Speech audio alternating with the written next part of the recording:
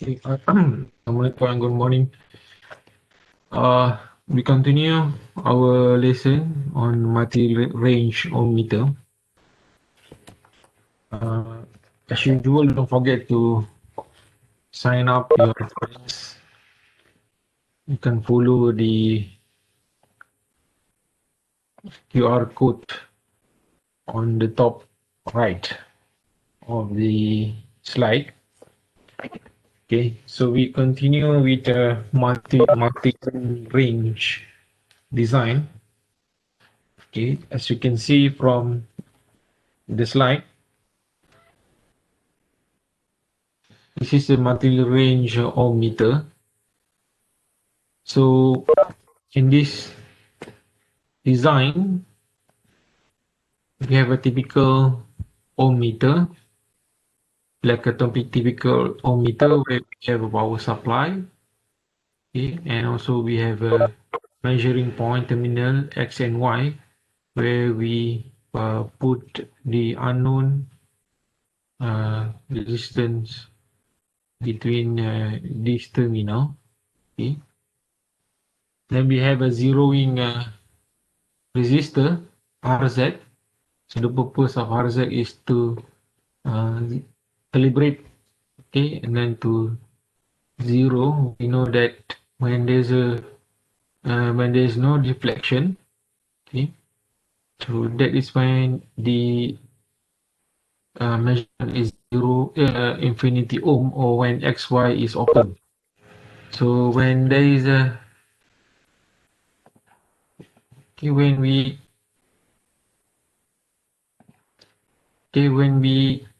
turn on the ohmmeter, then we short XY, so we expect that the deflection will be at maximum, where it shows 0 ohm, i.e. that is when XY is short circuit or equivalent to 0 ohm. And we adjust RZ until the deflection, okay, shows at the 0 ohm value, or when the full scale deflection current is maximum. Okay, so in this design, we can choose several range. Okay, in the first range, so the value is just one number, one digit. Okay. Second design, where we choose as other shunt resistor. Okay, only one shunt resistor is permitted at one time. At the second selection, the range is at 3 digits. Okay, and at 4, the range is at 4 digits. Okay, so we can choose one selection at one time. So in this example, this is actually quite straightforward answers. Okay, it does not ask about the calibration, because RZ has been predetermined as 20K. Okay, and then the internal resistance of RM is 2 kilo, and the full scale deflection is 50 microamp. Now R1 range has been determined as 5 ohm. Means that at the first selection, the range will be infinity to 5 ohm. Okay, so we expect that, okay, this is our ohmmeter. First range, okay, infinity to 5 ohm. Okay, infinity to 5 ohm. So the deflection over there, that is first range. Okay, so this is quite straightforward answer, because the other multiplier, okay, follow the nominal value of the first. The only difference is the multiplier. So we can add this question at first range R multiply 1. 1 is the gain equivalent to 5 ohm. Okay. So immediately we know that R, okay, the nominal or the basic or the base value will be 5 ohm.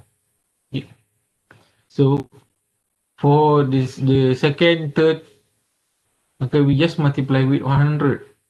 So this will be 500 ohm, and this one will be 5000. There is no calculation. Okay.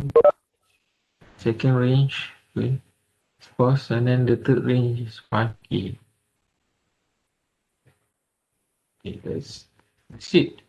That's the answer. There's no calculation involved as far that I can see. Unless this question, okay, ask there is 20 ohm here, and then calculate the what is the deflection, but always the multiplier must be, okay, the shunt values must be given, okay, unless some information are there. But this question is quite straightforward. Now we proceed with the slight different ohmmeter design. Okay, in this design, as you can see, the zero zeroing the resistor which we use to calibrate the ohmmeter so that the initial output when AB is short. In this case, the zero, okay, the zeroing variable resistor or potentiometer is in parallel with the PMMC, as you can see. Okay. A and B is the terminal where we place unknown value of resistor. Okay. R1 is the limiting resistor, fixed resistor one. So in this design, okay, EB is 1.5 volt. Okay, the power supply is 1.5 volt. Internal resistance is 50 ohm. R2, okay, initial value of the zeroing resistor has been determined as 50 ohm, and then the full scale deflection is 550 micro ohm when AB is short circuit. So in this case, calculate the scale range of the meter when the full scale is at 0.5 or half of the full scale deflection. Okay, that is the first question. Okay. Then the second question is the new resistance value which R2 should be adjusted when EB fall to 1.3. So when EB, okay, original is 1.5 volt, then the value has dropped to 1.3. You assume that the value dropped 1.3. Of course, when the power supply drop, okay, so we assume that when the 1.5 volt and RAB is short,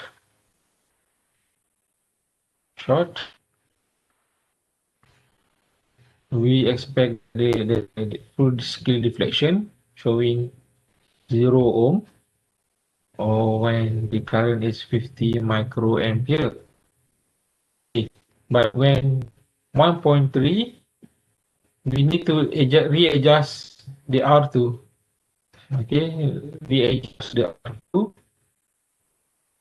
It return to 0.5 0 ohm, okay, the deflection, but we need to calculate the the new IM value, okay, new IM value, okay, or the new RF full scale deflection. So this is IM basically. Okay, what is the new IM value, and what is the new value, okay, when the voltage drop. So that is the second question. Okay. This solution to the first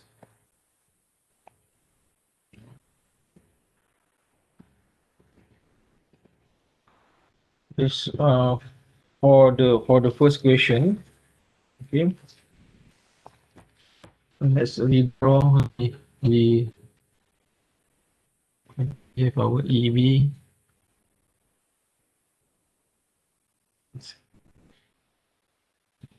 Okay.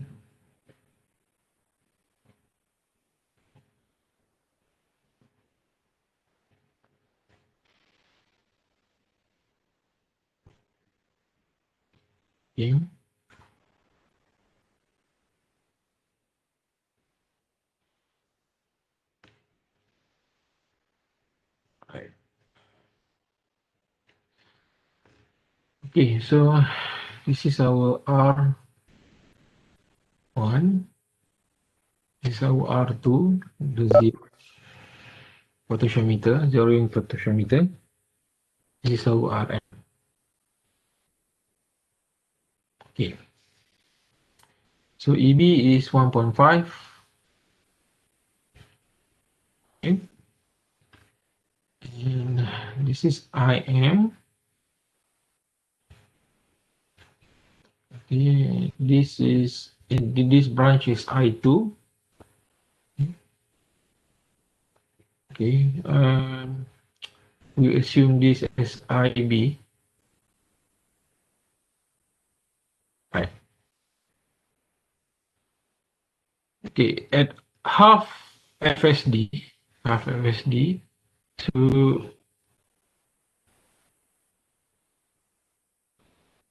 so this is full scale 0. Okay. No deflection infinity. Okay. At half, okay, what is the R is we write it at RS. What is the value of RS? Okay, RS here. What is the value of RS when IM is half 1/2? Okay, so here this IM is 1/2. What is the value of RS? Okay, if we look at the solution, start by okay, estimate or calculate the value of potential drop of potential voltage potential here. Okay, Vm Im multiplied with Rm. So here I am half. Okay, we take the actually that's half 1/2.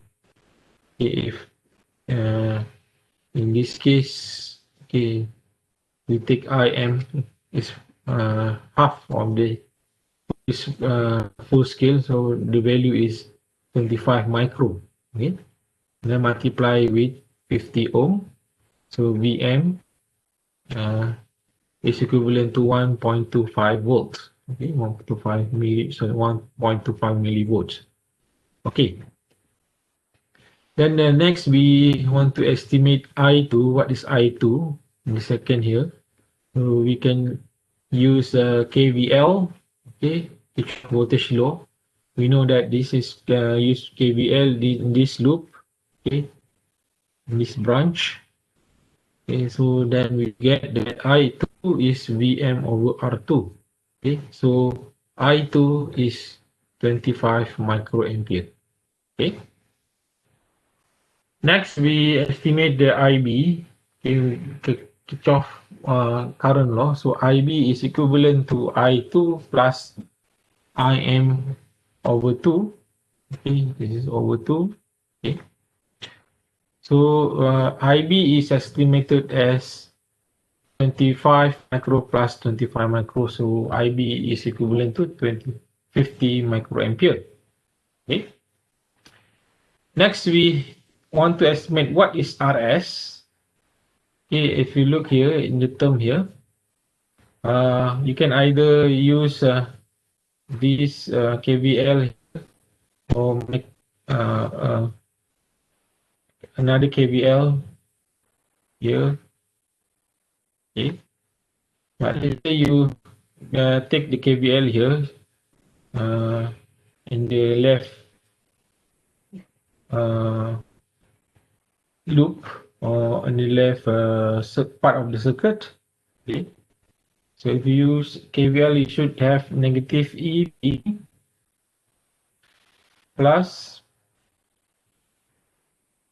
IB multiply with RS plus R1 plus I2 multiply with R2 equivalent to 0. Okay. But if you look at this on this one, it only consider RS and R1, not considering I2, R2. Okay. You can still consider I2, R2 or not considering I2, R2. Okay. I think the answer will not be any much different. Okay. Because this I2, R2 value is around 1.25 millivolt. Okay. 1.5 millivolt. You can consider or not. Okay. Let's say we consider this one, we don't consider. Let's say we consider. So when you consider RS will be equivalent to basically EB is 1.5 minus 1.2 milli. Okay. Divide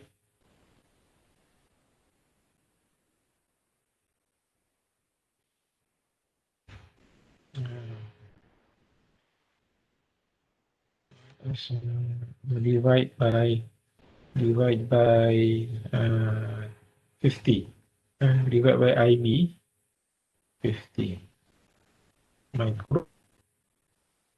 Okay. And then minus R1. Okay. So from here to here minus R1 50K. Okay. So if we calculate out that, okay, 15 minus 1.5 minus 1.2 exponent, okay, divided by 50 exponent minus 50. So you will get around 40.98 T. Okay. Oops, sorry. Kilo ohm RS. Okay. But in practical, you have to choose fixed resistor. So fixed resistor value that is available is like 50K. Okay. So you can, okay, in this line here, okay, does not consider the value I2 multiplied by R2, but you can consider. Okay, next, what happened when the supply here, EB drop to 1.3 volt. Okay, when EB drop to 1 first, we need to find the value of R2. What is the zero? Okay, we draw the circuit.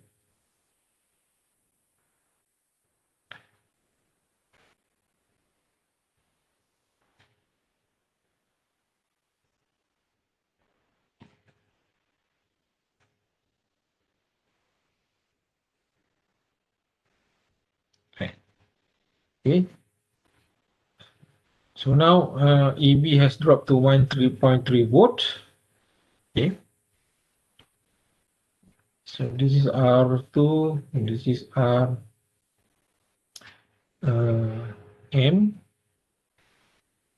Okay, this R1. Okay, what is the value of R2? Okay, when this drop, when means that we have to recalibrate. Okay, by shorting this AB. Okay, AB we short. That means that this RS is equivalent to 0. Okay, we short circuit. Okay, short circuit. Then when we short circuit, we assume okay that IFSD is restored, okay, at full scale. Okay, I here equivalent to 50 micro. Okay, then we need to find what is this value of R new R2 value. Okay, so start by find IB. Okay, IB. We find IB. You can use this. Okay, the bigger loop here. Okay, KVL.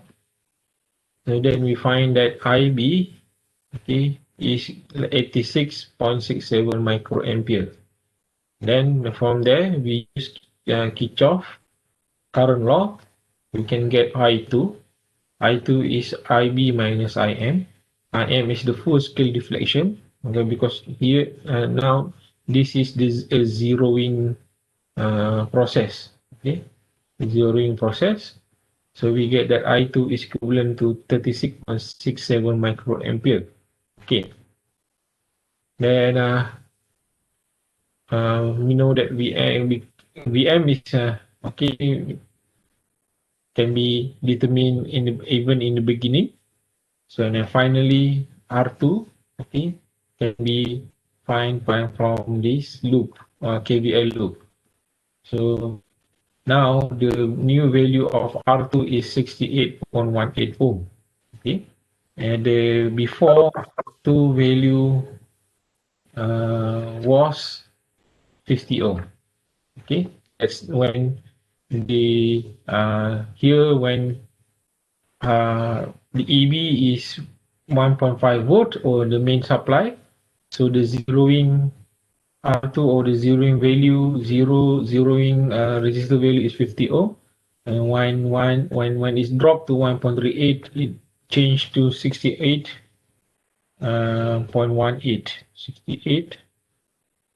68.18. Okay. Then when you get that answer, you repeat the same the process at the in the first part of the question. Okay, you can find what is the RS value. RS value. So here answer is RS value when the supply has dropped to 1.3 volt and the scale. Okay, so scale is at half. So the scale at half, the RS okay shows 50 kilo ohm. Okay, what does it means? Okay, it means that okay it shows the same value at half.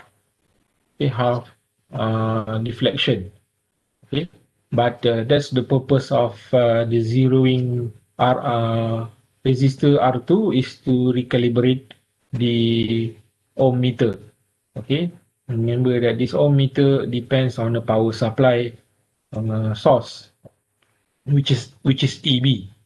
So EB, okay, to make sure that the measurement is uh, at best, so you need to do the calibration or replace the power supply with the new source or new battery.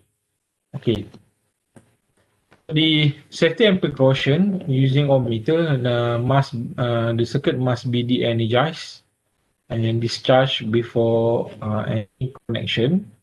Okay, switch off the circuit when while measuring resistance. Okay, meaning to say if you have a circuit, okay, if you have a circuit, okay, if you have a circuit, any circuit, not the circuit of the resist ohmmeter, but any circuit. If you had a supply, you need to turn off. Okay, you have to turn off the supply. Okay, but remember uh, it's quite difficult. If remember, if you want to measure a resistance value of a component in a circuit, okay, you have to consider the overall. You have to know basically you have to know the overall circuit diagram. Okay, let's say you have R1 in this R2 and R3. Okay, and then you turn off the power supply. Then you say you want to know what is the value of R2, and then you place your probe here. Remember that you are not actually measuring the R2 value. Okay, you are measuring the equivalent or the effective value of the resistance of this part of the circuit. So when you calculate the resistance value, the effective value should be R2 parallel with R3. Okay, so careful about consider that when you try to calculate or may estimate the resistance of a component. Okay, so uh, if you can read the code, the resistor value code, then that's the best lah. If it's unknown, okay, maybe you have to take out the solder and then measure the resistance value.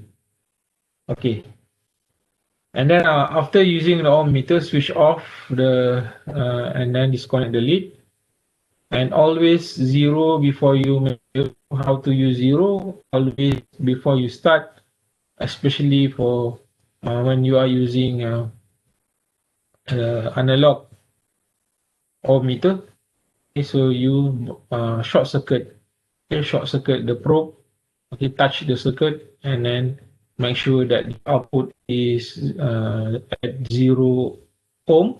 If it is not 0 ohm, there is a variable resistor or the zeroing resistor. You adjust, either increase or decrease the value so that the output will the reflection will show at 0 ohm. Okay. And then this is a bit introduction about the AC voltmeter. The AC voltmeter basically measure AC signal. Okay, and for in this example, we have a analog device, okay, which connect to a supply, okay, directly, and before the supply, after the supply, there is a diode. Okay, the purpose of this diode to make sure the current is at one direction. So the output, okay, the Ig or the current, okay, will only consist the positive part, okay, of the signal, okay, and you can use the full bridge rectifier in full bridge rectifier to estimate the positive part of the signal. Okay. The SE bridge it basically can be you can measure as SE signal using oscilloscope or AC bridge. Type of AC bridge which we will cover today or later in this week.